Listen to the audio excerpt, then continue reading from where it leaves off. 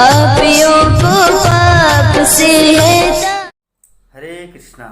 सभी भक्तों को श्रीमद् भागवतम के सत्र में हार्दिक अभिनंदन और सुस्वागतम। आज का हमारा विषय है श्रीमद् भागवतम के अष्टम स्कंद का 6वां अध्याय मीन्स कैंटो 8 चैप्टर 6। हम लोग पिछले अध्याय में वर्णन कर चुके हैं 5वां अध्याय में इस प्रकार दानवों द्वारा देवताओं को जो क्षति पहुंचाए गए थे, तो शिव जी, ब्रह्मा जी, इंद्र, चंद्र, वरुण समेत सभी भगवान विष्णु के पास जाकर मिले कि प्रभु ऐसी स्थिति में हम लोग क्या करें, ताकि बहुत सारे देवतागण लगभग मृतप्राय हो गए थे। तब भगवान विष्णु जो कुछ बोलेंगे इस अध्याय में वो वर्णन किया गया है, किस तरह समुद्र मंथन होगा। सुखदेव गोस्वामी परीक्षित महाराज को कहा कि हे महाराज, कि देवताओं तथा ब्रह्मा जी द्वारा इस प्रकार स्तुतियों से भगवान हरि प्रसन्न हुए। उनका शारीरिक तेज एक साथ हजारों सूर्यों के उदय होने के समान। भगवान के तेज से सारे देवताओं की दृष्टि चौंधिया गई। वे न तो आकाश, दिशाएं, पृथ्वी देख सके, न ही अपने आप को देख सके। अपने समक्ष उपस्थित भगवान को देखना तो दूर रहा। तो शिव जी सहित ब्रह्मा जी ने भगवान के निर्मल शारीरिक सौंदर्य को देखा, जिनका श्यामल शरीर मणि के समान है, जिनकी आंखें कमल के फूल की भीतरी भाग जैसी लाल है, जो पिघले सोने जैसे पीले वस्त्र धारण किए हैं और जिनका समूचा शरीर आकर्षक ढंग से सज्जित है। तो उन्होंने उनके सुंदर मुस्कुराते कमल जैसे मुखमंडल को देखा, जिसके ऊपर बहुमूल्य रत्नों से जड़ित मुकुट था। भगवान की भौहें आकर्षक है और उनकी गालों पर कान के कुंडल शोभित रहते हैं। ब्रह्मा जी तथा शिव जी ने भगवान की कमर में पेटी, उनके बाहों में बाजूबंद, वक्षस्थल पर हार और पांव में पायल देखे।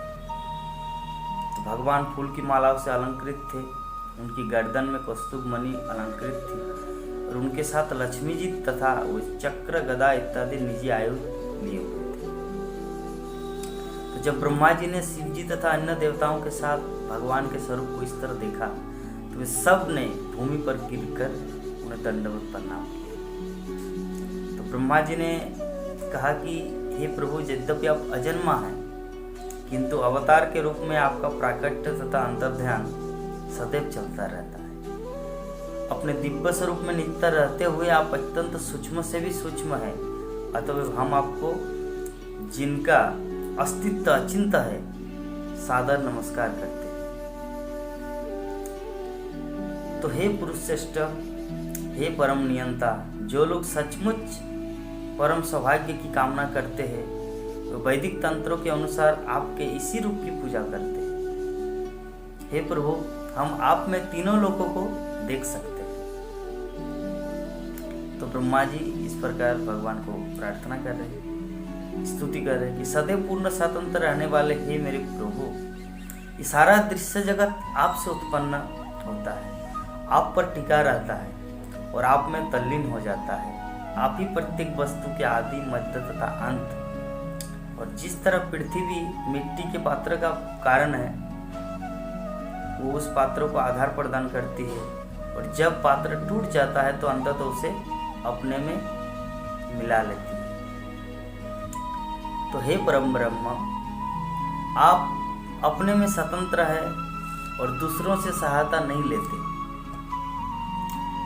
आप अपनी शक्ति से इस दृश्य जगत का सृजन करके इसमें प्रवेश कर जाते हैं। जो लोग कृष्ण भावनामृत में बढ़े चढ़े हैं, जो प्रामाणिक शास्त्रों से भली भांति परिचित है और जो भक्ति योग के अभ्यास से सारे वैदिक कलमों से शुद्ध हो जाते हैं, वे ये शुद्ध मन से देख सकते हैं कि आप भौतिक गुणों के रूपांतरों के भीतर रहते हुए भी तीनों गुणों से परे हैं।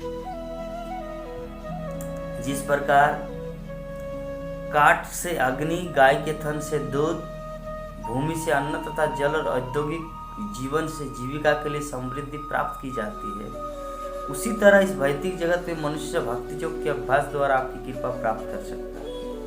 यह बुद्धि से आपके पास पहुंच सकता है। जो पुण्यात्मा है वो इसकी पुष्टि करते हैं। तो यहाँ पर ब्रह्मा जी ने कितना सुंदर उदाहरण दिया।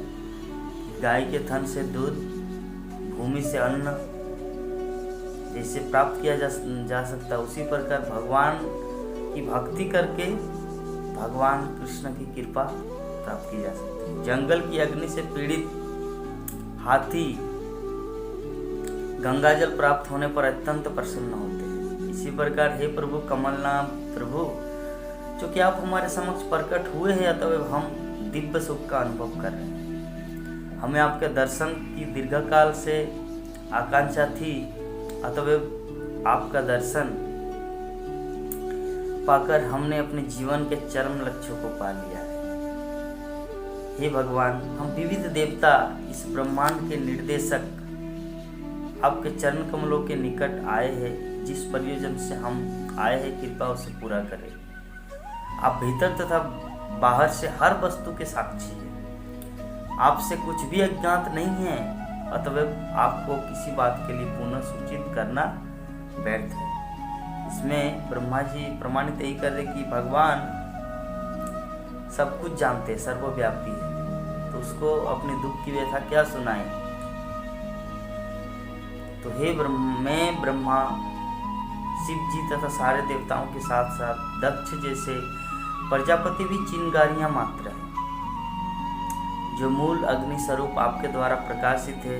चूंकि हम आपके कण हैं, अतः हम अपनी कुशलता के विषय में समझ ही क्या सकते हैं। हे परमेश्वर, हमें मोक्ष का वो साधन प्रदान करे जो ब्राह्मणों तथा देवताओं के लिए उपयुक्त हो।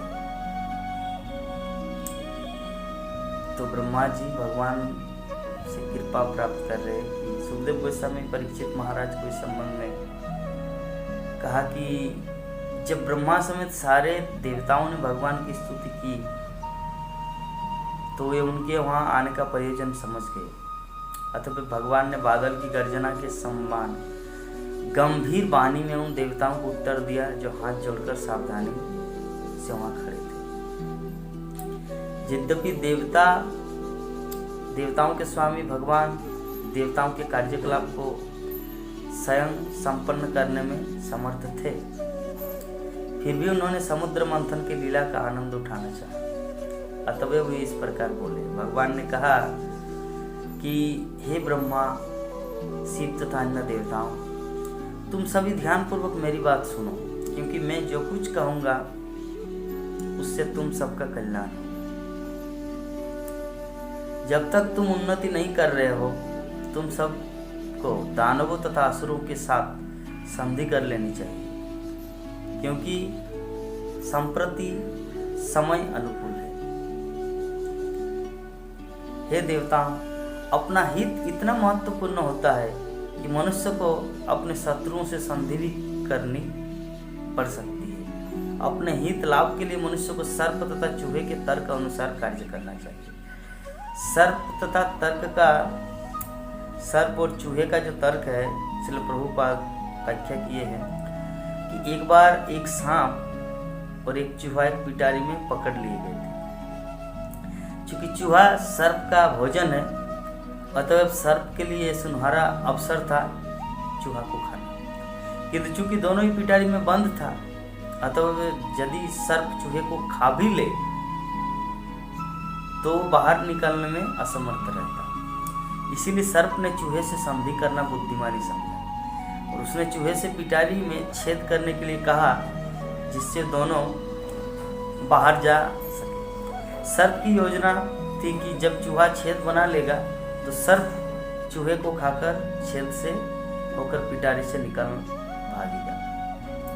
तो यही सर्प तथा चूहे का तर्क कहलाता है। तो भगवान भी देवताओं को कहा कि यद्यपि जो राक्षस है, असुर है, यद्यपि धर्म विरुद्ध है और आप लोगों को सदैव पीड़ित करता है, लेकिन अभी इस मुहूर्त में संधि कर लेना चाहिए। क्योंकि ये एक अलग समय है। तुरंत ही अमृत उत्पन्न करने का प्रयत्न करो, जिसे पीकर मरणासन्न व्यक्ति भी अमर हो जाए। भगवान ने इस प्रकार उन सबको समझाया, हे देवताओं, क्षीर सागर में सभी प्रकार की वनस्पतियां, तृण, लताएं तथा औषधियां डालो। तब मेरी सहायता से मंदर पर्वत को मथानी तथा बासुकी को मथने की रस्सी बनाकर अविचल चित्त से क्षीर सागर का मंथन करो।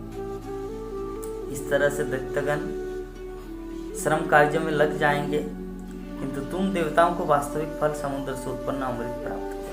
भगवान ने पहले ही भविष्यवाणी कर दिया कि यद्यपि दोनों मिलकर आप लोग अमृत प्राप्त करेंगे, लेकिन अमृत आप ही को प्राप्त होगा, आप लोग चिंता मत कीजिए। हे देवताओं, धैर्य तथा शांति से हर कार्य संपन्न किया जा सकता है, किंतु यदि कोई क्रोध से क्षुब्ध रहे तो लक्ष्य की प्राप्ति नहीं हो पाती।